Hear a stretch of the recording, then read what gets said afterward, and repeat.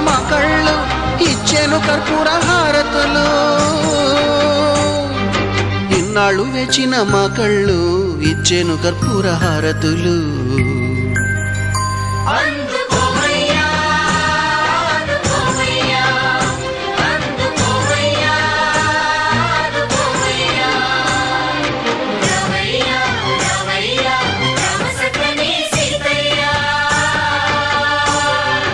రావయ్యా రావయ్యా రామ సక్కని సీతయ్యా.